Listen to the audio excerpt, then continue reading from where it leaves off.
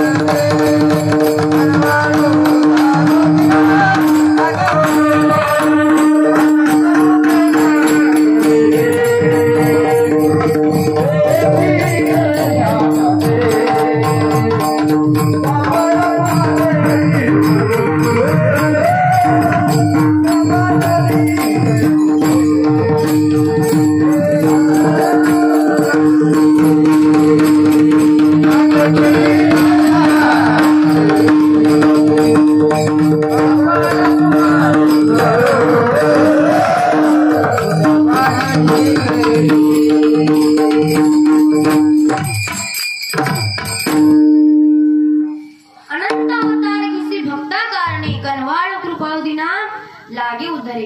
भगवंताचे अनंत अवतार आहेत, पण अनंत अवतारापैकी 10 अवतार हे मुख्य अवतार आहेत।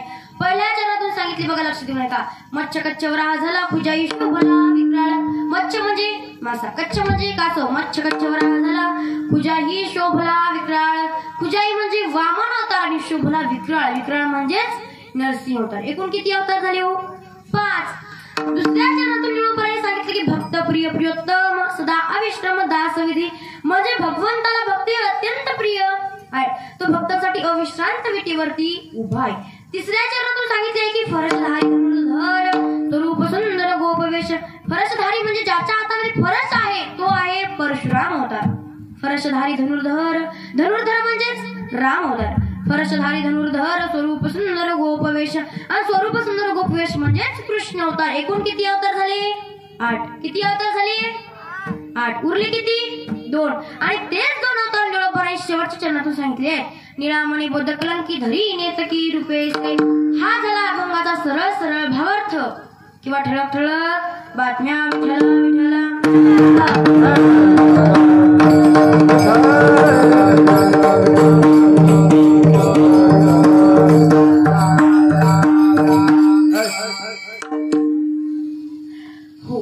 आणि त्या अभंगातून मी विषय निवडला की पूर्वीचाच काळ चांगला। बरं, आता मला सांगा, पूर्वीचाच काळ चांगला आहे याचे उत्तर कोण देऊ शकतो की पूर्वीचाच काळ चांगला आहे?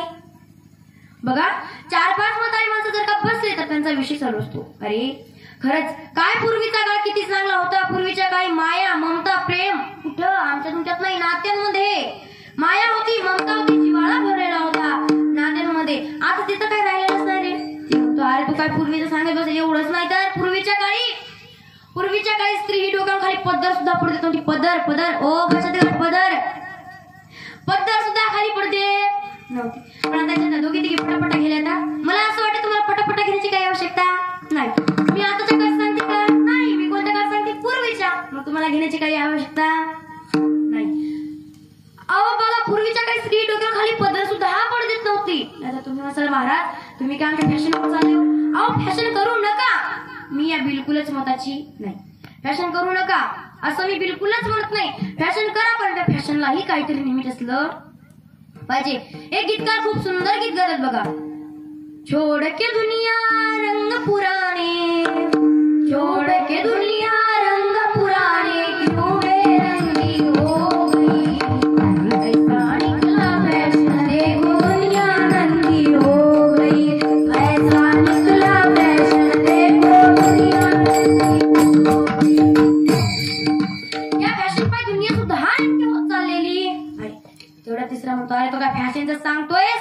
एवढंच नाही तर पूर्वीच्या काळी हे आई वडील लग्न जमवायचे आणि मुलं मुली लग्नाला शांत उभे राहायचे, पण आता ते तर काही राहिलंच नाही रे। आता मुलं मुली हे लग्न जमवले, आई वडील लग्नाला शांत उभे राहिले। तुम्हाला माझी भाषा कळणार गेली का? माझं बोलणं कळणार गेलं का? थोडं फास्ट व्हायला का? नाही ना? बघा, असंच एक गरीब घराणं होतं आणि त्याच्यामध्ये बापाचं दुखणं झालं। बापाला खूप गावाचं दुखत होतं। मुलगा 10वीला होता मुलगा, आणि मग मुलगा 10वीला होता। तेवढ्यात बाप म्हणला, मुला आता तू 10वीला आहेस, माझं खूप दुखत आहे, महिना झाले बरा झालो नाही, मोठे दवाखाने केले पण आपलं माझं तर थांबलं नाही, आता मी काय मरू सुद्धा शकतो, माझी मरण्याची सुद्धा शक्यता आहे, तू काय कर लग्न कर. तेवढ्यात म्हणतो बाबा मी शाळेमध्ये हुशार आहे हो, माझा पहिला नंबर आहे, मला असं वाटते मी अनेक शिकावं. तेवढ्यात तो म्हणतो शिकायचं, बाप म्हणतो तुला शिकायचं ना, म्हणे हो मला शिकायचंय. मग बाप म्हणतो बाळा ठीक आहे तुला शिकायचं ना तर शिक. बाबाने 1 महिना शिकण्याकरता गेला. मुलगा 1 महिना शिकला पण म्हणला बाबा या गावात मी शिकू शकत नाही, मला कुठे टाका तुम्ही, मुंबईला टाका, मी तिथे पहिले हुशार होईन, माझ्या शाळेमध्ये नंबर येणार, मी नोकरीला सुद्धा लागेल. बाप म्हणला बरं ठीक आहे बाबा नोकरीला लागणार ना, तू स्वतःच्या पायावर उभं राहिल्यावर काय हरकत आहे. तेवढ्यात बापाने शाळेला शिकायला टाकलं. 1 वर्षानंतर फोन लावला, मुला कसा आहेस, बरा आहेस का, तब्येत बरोबर आहे का. मुलगा म्हणतो बाबा ठीक आहे, माझा पण बाबा तुम्हाला आनंदाची गोष्ट सांगायची आहे, माझा शाळेमध्ये पहिला नंबर, शाळेमध्ये वर्गामध्ये सुद्धा पहिला नंबर, मी शाळेचा सुद्धा कॅप्टन आहे. तेवढ्यात म्हणलं बापाला हुशार, बापाला थोडं मनामध्ये थोडं कुजबजलं. बाप म्हणला बाबा मुलगा आपला गावाकडे हुशार होता पण इतक्या लांब जाऊन सुद्धा मुलाने शिक्षण पूर्ण केलं, मुलगा इतक्या लांब जाऊन सुद्धा हा शिकला म्हणजे आपला मुलगा नक्कीच नोकरीला लागला. मग बाप म्हणला मुला अरे मला सांग तुला शिकण्याकरता किती दिवस लागतील. तेवढ्यात तो म्हणतो बाबा आणि जर तुम्ही 1 वर्ष दिले ना तर मला नोकरी लागेल. बाप म्हणतो 1च वर्ष ना शिक. 1 वर्षानंतर बापाने डबल फोन लावला, मुला कसा आहेस बरा आहेस का. मुलगा म्हणला बाबा तुम्ही जसं सांगितलंय तसं मी बरोबर आहे, माझा आता मला नोकरी सुद्धा लागली हो, पण त्याकरिता मला आणि 1 महिना राहावं लागेल. 1 महिना म्हणल्यावर काय हरकत नाही राय बाबा. 1 महिन्यानंतर बाबाने डबल फोन लावला, मुला कसा आहेस बरा आहेस का. मुलगा म्हणला बाबा अगदी तुम्ही जे बोलताय ते खरंच आहे, मी बरोबर आहे, ठीकठाक आहे आणि बाबा मी उद्याच्या घराकडे येणार. बाबाला तेच म्हणायचं होतं, मुला तू कधी घराकडे येणार, 3 वर्ष झाली तू घराकडे आला नाहीस, कधी तू घराकडे येणार. बाप खुशी आई खुशीमध्ये, बाप खुशीमध्ये, मुलाला नोकरी लागली. मुलाला नोकरी लागल्याच्या नंतर कोणता बाप दुःखामध्ये राहतो, सर्वजण खुशी. मुलगा आईने काय केलं, मुलगा घरी येणार म्हणून ताट तयार केलं, फुटका घेतला, मुलगा येणार फुटका ओळायचा आणि फेकून द्यायचा ठरवलं. मुलगा घरी आल्याच्या नंतर आईने त्याला ओवाळलं, फुटका उतारून फेकून सुद्धा दिला. बाप सुद्धा आनंदामध्ये होता, सर्वजण आनंदामध्ये होते. बापानं पेड्याचा बॉक्स आणला, सर्वच गल्लीनं पेढे वाटले आणि पेढे वाटल्याच्या नंतर काय झालं, माझा मुलगा नोकरीला लागलाय, माझ्या मुलाला नोकरी लागली ना तो घराकडे येतोय. सगळेजण आनंदामध्ये दार उभे आहे, अंगण फुल भरलेलं आहे. तेवढ्यात मुलगा म्हणतो बाबा तुम्हाला एक आनंदाची गोष्ट दाखवायची. तेवढ्यात काय बाप म्हणतो काय बाळा काय गोष्ट दाखवायची. तेवढ्यात मुलगाने छोकरी दाखवली. तर नोकरी भेटल्याच्या नंतर काय एक छोकरी. आईला आपली आई भोळी भाबडी शेतामध्ये काम करणारी, आईला वाटलं ही कंपनीवरची मालकीन असेल. आई म्हणली मुला ही कोण तुझ्या कंपनीवरची मालकीन का, तिला बोल. तेवढ्यात मुलगा म्हणतो अगं आई कंपनीवरची मालकीन नाही, आयुष्याची मालकीन. तेवढ्यात बापाला कळालं. तेवढ्यात बाप म्हणतो अरे मुला मी तुला हे करण्याकरता नव्हतं पाठवलं, मी तुला शिकण्याकरता पाठवलं होतं. तेवढ्यात तो मुलगा म्हणतो बाबा आता जर खायचं असेल तर 1 महिना आहे, फक्त खाऊन घ्या, आता पुढचा शब्द टाकायचा नाही, नाहीतर वृद्धाश्रम तयार झालेला आहे, वृद्धाश्रमामध्ये नेऊन टाकेल, पुढे बोलायची गरज नाही. बाप शांत झाला. महाराज ही आताची परिस्थिती चालू आहे, मुलं मुली लग्न बदलून गेला जमाना,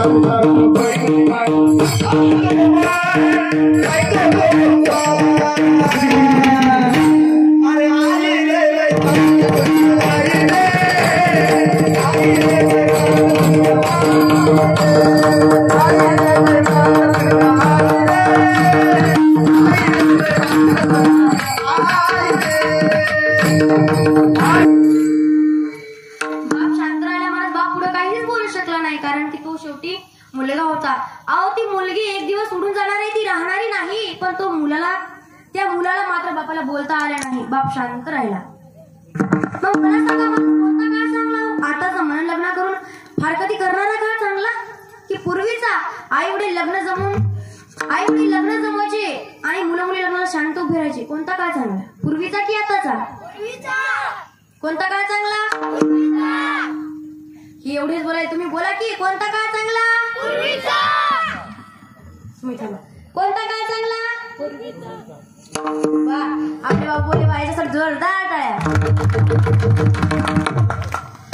बघा, पूर्वीचाच काळ चांगला आहे. आता मी ते तुम्हाला प्रमाणाचे उदाहरणासहित पटवून दिलं की पूर्वीचा काळ कसा चांगला आहे. पण मात्र आता ह्या माझ्यानी आताचा काळ कसा चांगला हे पटवून द्याव्यात. यांची काय टुमटुम लागते ते आपण पाहू. भजन करा विठ्ठला विठ्ठला.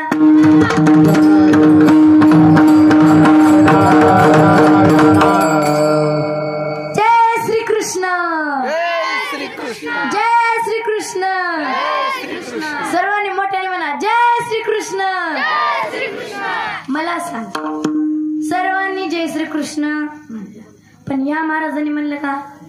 पण ज्यावेळेस मी म्हणलं नव्हतं तेव्हा म्हणले तुमच्या तोंडाला, ह्यांच्या तोंडाला काय मुचक लावलं का? काय मास्क लावला का? मास्क. आणि यांच्या तोंडाला काय विंचू चावला का?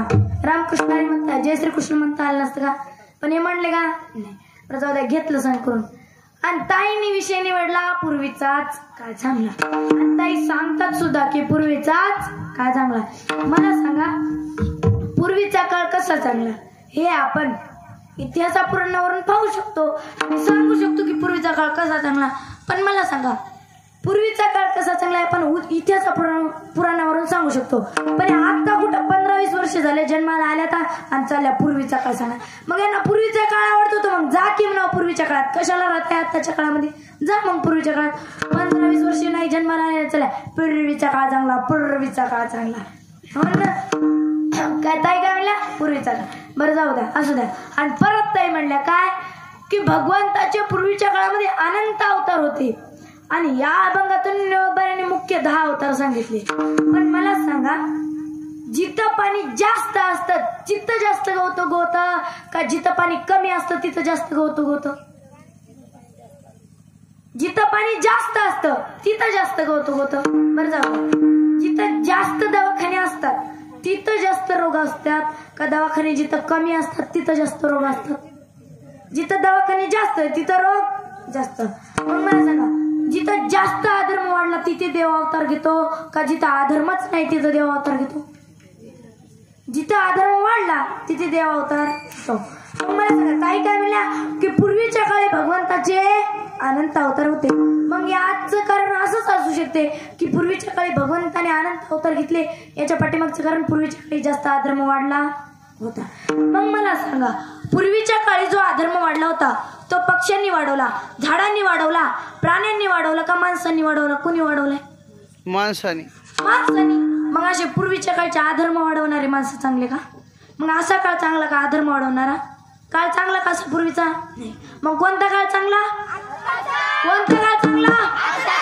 मोठ्यानं बोला, कोणता काळ चांगला? या ताईला ऐकू गेलं पाहिजे. कोणता काळ चांगला? आताचाच काळ चांगला. आताच्या काळामध्ये भगवंताचा फक्त एकच अवतार आहे आणि तेही शांत अवतार. ते एकला विटेवरती कमरेवर हात ठेवून उभा आहे. नाही त्याला मारामाऱ्या करावं लागतात नाही काय. भगवंताने अवतार घेतला पण कशासाठी? धर्म रक्षावर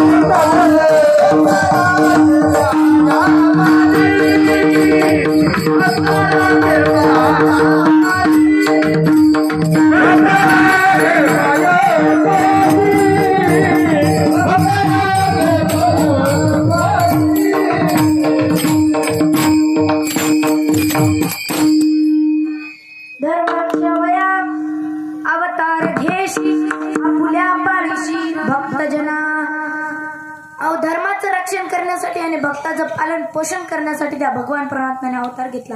पण केव्हा घेतला? पूर्वीच्या काळी. एकच नाही तर अनंत अवतार घेतले. पण या अभंगातून बऱ्याने 10 अवतार सांगितले आणि पहिल्या चरणातून महाराजांनी 5 अवतार सांगितले. ते बऱ्या अभंगाच्या पहिल्या चरणात सांगतात.